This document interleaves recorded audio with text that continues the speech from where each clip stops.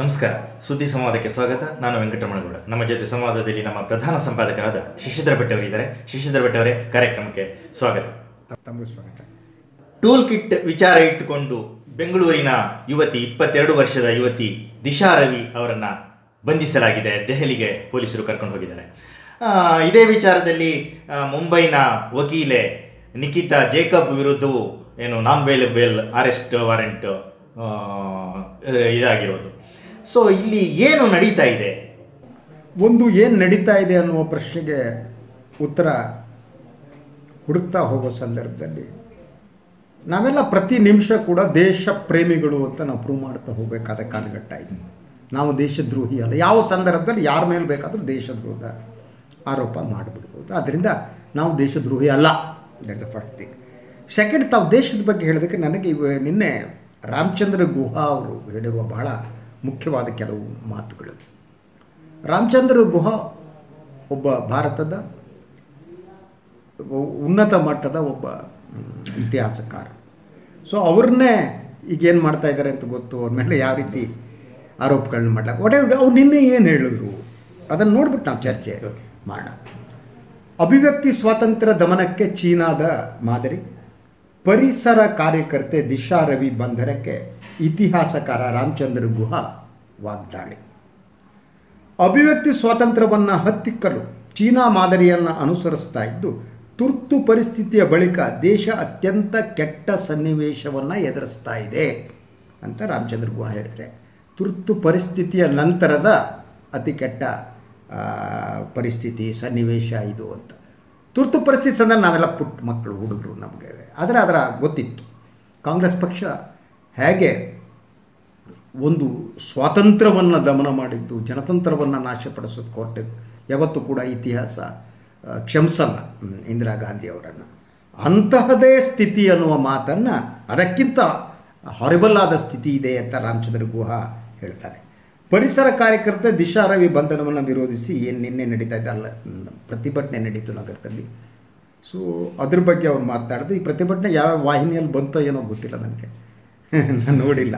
So ಅಲ್ಲಿ ಮಾತಾಡ್ತಾ ಅವ್ರು ಹೇಳಿದ್ರು, ಕೇಂದ್ರ ಸರ್ಕಾರದ ನಡೆ ಅತ್ಯಂತ ಕರಾಳವಾದುದು, ಇದು ಕೇಂದ್ರ ಸರ್ಕಾರದ ನಡೆ ಕರಾಳವಾದುದು ಅಂತ ರಾಮಚಂದ್ರ ಗುಹಾ ಹೇಳ್ತಾರೆ. ಭಾರತೀಯ ಸಮಾಜ ಎಷ್ಟು ಅಧಪತನಕ್ಕೆ ಹೋಗಿದೆ ಎಂಬುದಕ್ಕೆ ಈ ಘಟನೆ ಸಾಕ್ಷಿ. ಸೊ ಅದನ್ನು ಮುಂದುವರಿತಾ ಅವ್ರು ಹೇಳ್ತಾರೆ, ಒಬ್ಬ ಹೆಣ್ಣು ಮಗಳು ಪರಿಸರ ರಕ್ಷಣೆ ಮತ್ತು ರೈತರ ಹೋರಾಟಕ್ಕೆ ಬೆಂಬಲ ನೀಡಿ ಸರ್ಕಾರವನ್ನು ವಿರೋಧಿಸಿದ ಕಾರಣಕ್ಕೆ ಆಕೆಯನ್ನು ಬಂಧಿಸಿ ಹಿಂಸಿಸಲಾಗಿದೆ ಅಂತ. ಸೊ ರಾಮಚಂದ್ರ ಗುಹಾ ಪ್ರಕಾರ ಈ ಹೆಣ್ಣು ಮಗಳು ಪರಿಸರ ರಕ್ಷಣೆಗೆ ಹೋರಾಟ ಮಾಡ್ತಾ ಇದ್ಲು ಮತ್ತು ರೈತರ ಹೋರಾಟಕ್ಕೆ ಬೆಂಬಲ ನೀಡಿದ್ದೇ ಕಾರಣ ರೈತರ ಹೋರಾಟಕ್ಕೆ ಬೆಂಬಲ ನೀಡುವುದು ದೇಶದ್ರೋಹ ಎಂದು ಪರಿಗಣಿಸಬೇಕಾದಂಥ ಸ್ಥಿತಿ ಬಂದಿದೆ. ಅಂದರೆ ಯಾವ ಸ್ಥಿತಿ ಆಗಿದೆ ಅಂದರೆ, ನೀವು ಪ್ರಭುತ್ವ ಮತ್ತು ದೇಶ ಇವೆರಡರ ನಡುವೆ ವ್ಯತ್ಯಾಸ ಇದೆಯಲ್ಲ. ಅಂದರೆ ನಾವು ಮೋದಿಯವರನ್ನು ಟೀಕೆ ಮಾಡಿದರೆ ನಾವು ದೇಶದ್ರೋಹಿಗಳು ಅಂತ ಕನ್ಸಿಡರ್ ಮಾಡಲಾಗುತ್ತೆ. ಅಮಿತ್ ಶಾ ಅವರನ್ನು ನಾವು ಟೀಕಿಸಿದರೆ ನಮ್ಮನ್ನು ದೇಶದ್ರೋಹಿ ಅಂತ ಇದು ಮಾಡಲಾಗುತ್ತೆ. ನೀವು ಗುಜರಾತ್ ಹತ್ಯಾಕಾಂಡವನ್ನು ನಾವು ನೆನಪಿಸಿಕೊಂಡ್ರೆ ನಾವು ದೇಶದ್ರೋಹಿಗಳು ಎನ್ನಲಾಗುತ್ತೆ. ಅಮಿತ್ ಶಾ ಯಾವುದೋ ಪ್ರಕರಣದಲ್ಲಿ ಜೈಲಿಗೆ ಹೋಗಿ ಬಂದಿದ್ರಲ್ವಾ ಅಂತ ನೀವು ಪ್ರಶ್ನೆ ಮಾಡಿದರೆ ನಾನು ಪ್ರಶ್ನೆ ಮಾಡಲ್ಲ, ಯಾಕಂದರೆ ದೇಶದ್ರೋಹಿ ಅಂತ ಆಗ್ತೀವಿ ನಾವು. ಸೊ ರೈತರಿಗೆ ಏನಾದರೂ ಮಾಡ್ಬೋದಾಗಿತ್ತಲ್ವಾ ಅಂತಂದರೆ ನಮಗೆ ದೇಶದ್ರೋಹಿ ಅಂತ ಹೇಳ್ತಿದ್ದಾರೆ. ಅಂದರೆ ಇದು ಒಂದು ರೀತಿಯಲ್ಲಿ ಚೀನಾದ ಮಾದರಿ ಅಂತ.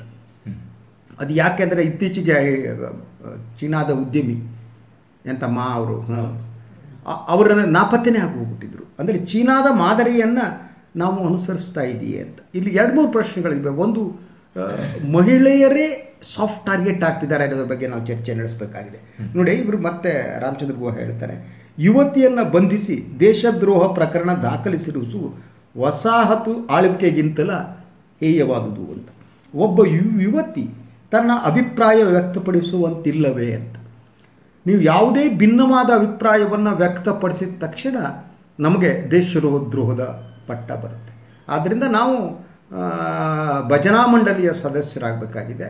ಈ ಬಹುತೇಕ ಮಾಧ್ಯಮಗಳು ಭಜನಾ ಮಂಡಳಿಯ ಸದಸ್ಯರಾಗಿವೆ. ಸಮಾಜವನ್ನು ಸಂಪೂರ್ಣವಾಗಿ ಭಜನಾ ಮಂಡಳಿಯ ಸದಸ್ಯರನ್ನಾಗಿ ಪರಿವರ್ತಿಸಲಾಗ್ತಾ ಇದೆ. ನೀವು ಹೋಗಿ ಕೂತು ಭಜನೆ ಮಾಡ್ತಾ ಇರಬೇಕು, ಬಹುಪರ ಅಂತ ಹೇಳ್ತಾ ಇರಬೇಕು ಅನ್ನೋದು. ಸೊ ಈ ಘಟನೆಯನ್ನು ಖಂಡಿಸಿ ಬೆಂಗಳೂರಿನಲ್ಲಿ ಪ್ರತಿಭಟನೆ ನಡೆದಿರೋದು ಸಂತೋಷ. ಸರ್ಕಾರ ತಕ್ಷಣ ಬಿಡುಗಡೆ ಮಾಡಬೇಕು ಅನ್ನೋ ಮಾತನ್ನು ರಾಮಚಂದ್ರ ಗುಹಾ ಆಡ್ತಿದ್ದಾರೆ. ಆ ರಾಮಚಂದ್ರ ಗುಹಾ ಮೇಲೆ ಅಟ್ಯಾಕ್ ಶುರುವಾಗ್ಬಿಟ್ಟಿದೆ. ಅದ್ರ ಜೊತೆಗೆ ಆ ಯುವತಿಯ ಏನಿದ್ದಾಳೆ ಆ ಯುವತಿಯ ಮೇಲೂ ಕೂಡ ಬೇರೆ ಬೇರೆ ರೀತಿಯ ಅಟ್ಯಾಕು ಶುರುವಾಗಿದೆ ಅನ್ನೋದು.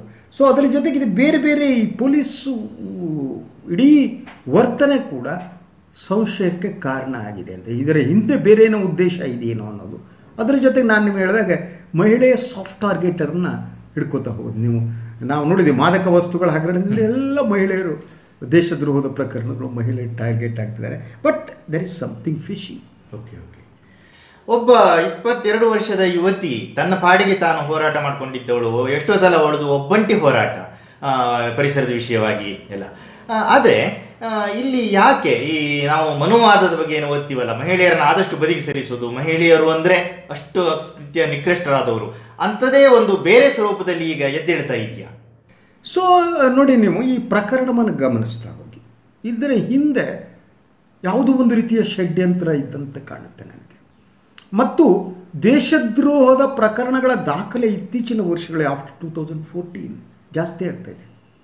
ನೀವೇನಂದರೂ ನೀವು ಸೆಡಿಷನ್ ಆ್ಯಕ್ಟ್ ಏನಿದೆ ಅದು ಬ್ರಿಟಿಷರ ಕಾಲದ ಆ್ಯಕ್ಟ್. ಅದು ಆ ಆ್ಯಕ್ಟನ್ನು ನಿಮ್ಮೆಲ್ಲ ಲಾಗು ಮಾಡಿ ಹಾಕ್ಬಿಟ್ಟು ನಿಮ್ಮನ್ನು ಒಳಗೆ ಕಳಿಸುವಂಥದ್ದು. ನೀವು ಈ ದಿಶಾ ರವಿ ಅವರ ಪ್ರಕರಣದ ನೋಡಿ, ಈ ಬಂಧನವೇ ಅಕ್ರಮ ಅನ್ನುವ ವಾದ ಇದೆ. ಆ ಕುರಿತು ವರದಿ ಹೀಗಿದೆ ನೋಡಿ. ದಿಶಾ ಅವರ ಬಂಧನದ ಬಗ್ಗೆ ಟೀಕೆಗಳು ವ್ಯಕ್ತ ಆಗಿವೆ. ಬಂಧಿಸಿದ ವಿಧಾನವೇ ಅಕ್ರಮ ಎಂದು ಕೆಲವು ವಕೀಲರು ಮತ್ತು ಸಾಮಾಜಿಕ ಹೋರಾಟಗಾರರು ಹೇಳಿದ್ದಾರೆ. ನಿನ್ನೆ ಕೂಡ ನಾನು ನೋಡ್ತಾ ಇದ್ದೆ, ಸುಪ್ರೀಂ ಕೋರ್ಟ್ನ ನಿವೃತ್ತ ನ್ಯಾಯಾಧೀಶ್ ದೀಪಕ್ ಮಿಶ್ರಾ ಐ ಥಿಂಕ್ ಅವರು ಒಂದು ವಾಹಿನಿಯಲ್ಲಿ ಬಂದು ಅವರು ಕೂಡ ಇದೇ ಅಭಿಪ್ರಾಯವನ್ನು ವ್ಯಕ್ತಪಡಿಸಿದ್ದಾರೆ. ನೀವು ಹೇಳ್ತಕ್ಕಂಥ ಅವ್ರಿಗೆ ದೇಶದ್ರೋಹಿ ಅಂತ ಹೇಳಂಗಿಲ್ಲ, ಆಯಿತಾ? ಸೊ ದಿಶಾ ಅವರನ್ನು ಪೊಲೀಸ್ ಕಸ್ಟಡಿಗೆ ಒಪ್ಪಿಸಿದ ಮ್ಯಾಜಿಸ್ಟ್ರೇಟ್ ಕೂಡ ನಿಯಮಗಳನ್ನು ಉಲ್ಲಂಘಿಸಿದ್ದಾರೆ. ಇದು ಬಹಳ ಗಂಭೀರವಾದದ್ದು ಅನ್ನುವ ಆರೋಪ ಕೂಡ ಕೇಳಿಬಂದಿದೆ. ದಿಶಾ ಅವರನ್ನು ಬೇರೆ ರಾಜ್ಯಕ್ಕೆ ಕರೆದೊಯ್ಯಬೇಕಾಗಿದ್ದ ಕಾರಣ ಮೊದಲಿಗೆ ಬೆಂಗಳೂರಿನ ನ್ಯಾಯಾಲಯಕ್ಕೆ ಹಾಜರುಪಡಿಸಿ ಪ್ರಯಾಣದ ಅನುಮತಿ ಪಡಿಬೇಕಾಗಿತ್ತು. ಯಾಕಂದರೆ ಒಂದು ರಜಾ ದಿನದ ಹಿಂದಿನ ದಿವಸ ನೀವು ಯಾಕೆ ಅರೆಸ್ಟ್ ಮಾಡ್ತೀರಿ ಪೊಲೀಸರು? ಆವಾಗಲೇ ನಿಮ್ಮ ಉದ್ದೇಶ ಭಾಳ ಸ್ಪಷ್ಟವಾಗಿತ್ತು. ನೀವು ಬೆಂಗಳೂರಲ್ಲಿ ಬಂದ ತಕ್ಷಣ ಅವರನ್ನು ನೀವು ದೆಹಲಿಗೆ ಕರ್ಕೊಂಡೋಗಿ ಹೋಗುವುದಕ್ಕೆ ಬೆಂಗಳೂರಿನ ಮ್ಯಾಜಿಸ್ಟ್ರೇಟ್ ಒಬ್ಬರ ಅನುಮತಿ ಪಡಿಬೇಕಾಗಿತ್ತಲ್ವ, ಅದನ್ನು ಮಾಡಿಲ್ಲ. ಸೊ ನೀಡ್ಲ್ ಆಫ್ ಸಸ್ಪಿಷನ್, ಇಡೀ ದೆಹಲಿ ಪೊಲೀಸ್ ವರ್ತನೆಯಲ್ಲಿ ನೀಡ್ಲ್ ಆಫ್ ಸಸ್ಪಿಷನ್ ಅವ್ರ ಕಡೆ ತಿರ್ಕೊಳ್ಳುತ್ತೆ. ನೀವು ಅದನ್ನು ಮಾಡಲೇ ನೇರವಾಗಿ ತಗೊಂಡೋಗಿ ಡೆಲ್ಲಿಗೆ ಕರ್ಕೊಂಡು ಹೋದ್ರಿ ಅಲ್ವಾ? ಅದನ್ನು ನೀವು ಉದ್ದೇಶಪೂರ್ವಕವಾಗಿ ವೀಕೆಂಡಿಗೆ ಇಟ್ಕೊತೀರಿ ರಜಾ ದಿವಸ ಅಂತ. ಅದು ಆ್ಯಕ್ಚುಲಿ ಇಂಥ ಪ್ರಕರಣಗಳಿವೆ.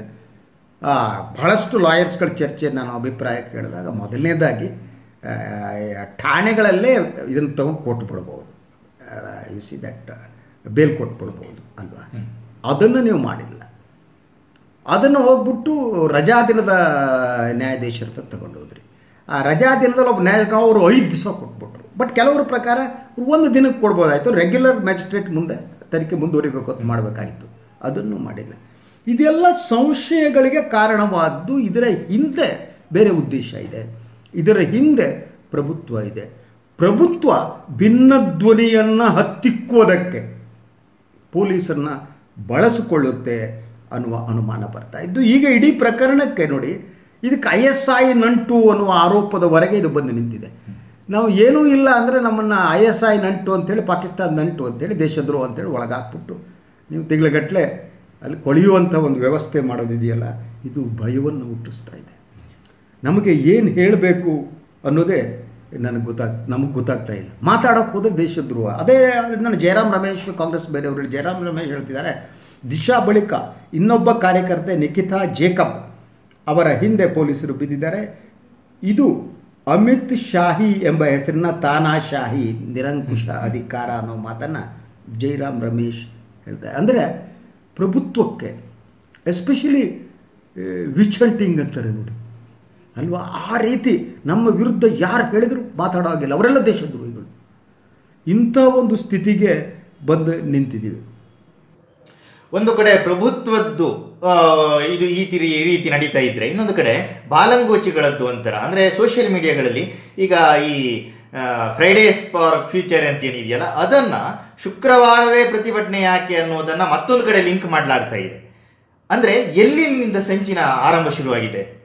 ಒಂದು ಸಾಧಾರಣ ಹೇಗಿರುತ್ತೆ ಗೊತ್ತಾ ನಿಮಗೆ, ಮಹಾರಾಜ ಹೇಗಿರ್ತಾನೋ ಪ್ರಜೆಗಳು ಹೇಗಿರ್ತಾರಂತೆ, ಅಥವಾ ಪ್ರಜೆಗಳು ಹೇಗಿರ್ತಾನೋ ಮಹಾರಾಜ ಆಗಿರ್ತಾರಂತೆ. ಮಹಾರಾಜ ನ್ಯಾಯ ನಿಷ್ಠುರನಾಗಿದ್ದರೆ ಆ ದೇಶದ ಪ್ರಜೆ, ಆ ರಾಜ್ಯದ ಪ್ರಜೆ ಕೂಡ ನ್ಯಾಯ ನಿಷ್ಠುರರಾಗಿರ್ತಾರೆ ಅಲ್ವಾ, ಅಂಥ ಜನನ ಸೃಷ್ಟಿ ಮಾಡ್ತಾ ಹೋಗ್ತಾರೆ. ಅಂದರೆ ಈಗ ನೀವು ಕೃಷ್ಣದೇವರಾಯನ ಆಡಳಿತದಲ್ಲಿ ರೋಡ್ ಪಕ್ಕ ಬಂಗಾರ ಮಾಡ್ತಿದ್ರು ಅಂದರೆ ಕಳ್ತನ ಕಡಿಮೆ ಆಗಿತ್ತು, ದಟ್ ಇಸ್ ಅಲ್ವಾ. ಆ ರೀತಿ ಯಾಕೆ ಕೃಷ್ಣದೇವರಾಯ ನ್ಯಾಯಪರವಾದ ಒಂದು ಆಡಳಿತವನ್ನು ನಡೆಸ್ತಾ ಇದ್ದಾರೆ. ಹಾಗೆ ಪ್ರಭುತ್ವ ಅಥವಾ ಅಧಿಕಾರ ನಡೆಸುವವರು ವಿಚ್ ಹಂಟಿಂಗ್ ಮಾಡ್ತಿದ್ರೆ ಅವರು ತಮ್ಮ ವಿರೋಧಿಗಳನ್ನು ಹತ್ತಿಕ್ಕುವುದಕ್ಕೆ ಯತ್ನ ಮಾಡ್ತಾ ಇದ್ದರೆ ಅವರ ಪಡೆ ಕೂಡ ಅದೇ ಕೆಲಸ ಮಾಡುತ್ತೆ. ರಾಜ ಹೇಳಿದಾಗ ಸೈನಿಕರು ಕೇಳ್ತಾರೆ, ಪಾದಾಳುಗಳು ಕೇಳ್ತಾರೆ. ಅವರು ರಾಜನ ಪ್ರತಿರೂಪ ಆಗಿರ್ತಾರೆ, ರಾಜನ ಪರವಾಗಿ ಕೆಲಸ ಮಾಡಿ. ರಾಜ ಹಿಂಸೆಗೆ ಮಹತ್ವವನ್ನು ಕೊಡ್ತಾ ಇದ್ದರೆ ಇವರು ಕೂಡ ಅದೇ ಕೆಲಸ ಮಾಡ್ತಾರೆ. ಸೊ ಈಗ ನಾವು ಗಮನಿಸ್ತಾ ಇದ್ದ ಹಾಗೆ ನೀವು ಇದು ಒಂದು ರೀತಿಯ ಮಹಿಳೆಯರ ಮೇಲೆ ಅವರನ್ನು ಎರಡನೆಯ ದರ್ಜೆ ಪ್ರಜೆಗಳನ್ನಾಗಿ ನೋಡ್ತಾ ಅವ್ರು ಸಾಫ್ಟ ಟಾರ್ಗೆಟ್ ಆಗಿ ಅವ್ರು ಮಾಡ್ತಾ ಹೋಗೋದು. ನೀವು ಫಾರ್ ಎಕ್ಸಾಂಪಲ್ ನಾನು ಹೇಳಿದೆ, ನೀವು ಯಾರು ಏನೇ ಅನ್ನಲಿ ಮಾದಕ ವಸ್ತುಗಳ ಪ್ರಕರಣ ತಗೊಳ್ಳಿ, ಆ ಇಬ್ಬರು ಹೆಣ್ಣುಮಕ್ಕಳಿದ್ದಾರಲ್ಲ ಅವರಿಗೆ ಬೇಲ್ ಸಿಗಬೇಕಾದ್ರೆ ಸುಪ್ರೀಂ ಕೋರ್ಟ್ ಏನು ಹೇಳ್ತು, ಒಂದು ಇವರು ಮಾದಕ ವಸ್ತುಗಳನ್ನು ಮಾರಾಟ ಮಾಡ್ತಿದ್ದಾರೆ, ವ್ಯವಹಾರ ಮಾಡ್ತಾರೆ ಅನ್ನೋದಕ್ಕೆ ಯಾವುದೇ ಸಾಕ್ಷಿಗಳಿಲ್ಲ. That is the first Supreme Court observation. Second thing, ಅವರು ಯಾವುದೋ ಒಬ್ಬ ಸ್ವೀಕರಿಸಬಹುದಾದ ಯಾವುದೋ ಒಂದು ಹಂತದಲ್ಲಿ ತಗೋಬಹುದಾದ ಯಾವುದೋ ಮಾದಕ ವಸ್ತು ಸಿಕ್ಕಿರಬಹುದು, ಆದರೆ ಇಡೀ ಅವರು ಮಾದಕ ವಸ್ತುಗಳ ಜಾಲದ ಭಾಗಿದಾರರು ಅನ್ನೋದಕ್ಕೆ ಯಾವುದೇ ಸಾಕ್ಷ್ಯ ಇಲ್ಲ ಅಂತ ಹೇಳುವ ಮೂಲಕ ಅವರಿಗೆ ಜಾಮೀನನ್ನು ನಡೀತು. ಇದರ ಸಾಧನೆ ಏನಾಯ್ತು, ಈಗ ಆ ಕೇಸ್ ಯಾವತ್ತೂ ಬಿದ್ದೋಗ್ಬಿಡುತ್ತೆ.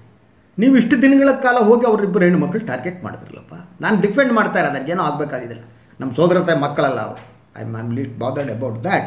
ಆದರೆ ಇದು ಮೂಲಕ ಅವರ ಮಾನಹಾನಿ ಆಗ್ತಾ ಆಗ್ತಾ ಆಗ್ತಾ ಆಗ್ತಾ ಹೋಯ್ತು ಅಲ್ವಾ. ಆ ಅಮೂಲ್ಯ ಕಥೆ ಏನಾಯಿತು ಅನ್ನೋದು ನನಗಂತೂ ಗೊತ್ತಿಲ್ಲ. ಯಾವುದೋ ಒಂದು ಘೋಷಣೆ ಕೂಗಿದ್ರು ಅನ್ನುವ ಕಾರಣಕ್ಕೆ ತಗೊಂಡು ಜೈಲಿಗೆ ಹಾಕಿದ್ರು, ಬಿಡುಗಡೆ ಆಯಿತೋ ಇಲ್ವೋ ಗೊತ್ತಿಲ್ಲ ನನಗೆ. ಸೊ ಈಗ ಇದು ದಿಶಾ ಅವಳ ಪ್ರಕರಣ. ಸೊ ಅವ್ರು ರೈತರ ಹೋರಾಟಕ್ಕೆ ಬೆಂಬಲ ನೀಡಿದ್ದು ನಿಜ. ಅದು ನೀವು ಅದನ್ನ ISI ನಂಟು ಅಂತ ಪೊಲೀಸರು ಇದನ್ನು ಮಾಡ್ತಿದ್ದೀರಿ, ನೀವು ISIಗೆ ಅದನ್ನು ಜೋಡಿಸ್ತಾ ಇದ್ದೀರಿ, ಖಲಿಸ್ತಾನಕ್ಕೆ ಅವರನ್ನು ಜೋಡಿಸ್ತಾ ಇದ್ದೀರಿ. ಪ್ರಕರಣದ ಮೆರಿಟ್ ಬಗ್ಗೆ ನಾನು ಹೋಗಲ್ಲ, ಐ ಆಮ್ ಲಿಟ್ ಬಾದರ್ಡ್. ಅವರು ISI ನಂಟಿದ್ರೆ ಹೋಗಬೇಕು ಒಳಗೆ. ಆದರೆ 21 ವರ್ಷದ ಒಬ್ಬ ಹುಡುಗಿ ರೈತನ ಪ್ರತಿಭಟನೆಗೆ ಬೆಂಬಲ ಕೊಡ್ತಾ ಪ್ರತಿಭಟನೆಗೆ ಹ್ಯಾಂಗೆ ಬರಬೇಕು, ಏನು ಇದು ಟೋಲ್ ಕಿಟ್ ಅಂದರೆ ಏನು ಅರ್ಥ ಇಲ್ಲ, ಹ್ಯಾಂಗೆ ಬರಬೇಕು ಬೆಂಬಲ ಕೊಡಿ ಅಂತ ಕೇಳಿದ್ದು. ಅದಕ್ಕೆ ನೀವು ಇಂತಹ ರೈತರ ಪ್ರತಿಭಟನೆ ನಡೆದಾಗ ಎಲ್ಲೋ ವಿದೇಶದಲ್ಲಿರುವ ಖಾಲಿಸ್ತಾನಿಗಳು ಬೆಂಬಲ ಕೊಟ್ಟಿರ್ಬೋದು, ನಾನೇನಿಲ್ಲ. ಅವ್ರು ದೇಶದ್ರೋಹಿಗಳು, ಅವ್ರು ಕೆನಡಾದಲ್ಲಿ ಬೈದಾರೆ, ಇನ್ನೊಂದು ಕಡೆ ಇದ್ದಾರೆ, ಅವ್ರು ಖಾಲಿಸ್ತಾನ ಸಪ್ರೇಟಿಸ್ಟು, ಅವರು ಬಂದೆಲ್ಲೋ ಅವ್ರ ಹೆಸರು ಇದು ಮಾಡಿರೋದು. ಆ ಹುಡುಗಿ ಗೊತ್ತಿರ್ಬೋದು, ಗೊತ್ತಿಲ್ಲದೆ ಇರ್ಬೋದು, ಅದನ್ನು court will have to decide. ಒಂದೊಮ್ಮೆ ಆಕೆ ಗೊತ್ತಿಲ್ಲದೇನೆ ಸೇರ್ಕಡಿದ್ರೆ ಏನು ಸ್ಥಿತಿ ಬಂತು, ಆ ಕಾರಣಕ್ಕೆ ಇರ್ಬೋದು ಅವಳು ಕೋರ್ಟ್ನಲ್ಲಿ ಕುಸಿದು ಕಣ್ಣೀರು ಹಾಕಿದ್ಲು. ಸೊ ಸಿಂಪತಿಗಾಗಿ ಕಣ್ಣೀರು ಹಾಕಿದ್ದಲ್ಲ, ಭಾವೋದ್ವೇಗದಿಂದ ಅವಳು ಕಣ್ಣೀರು ಹಾಕಿದ್ಲು.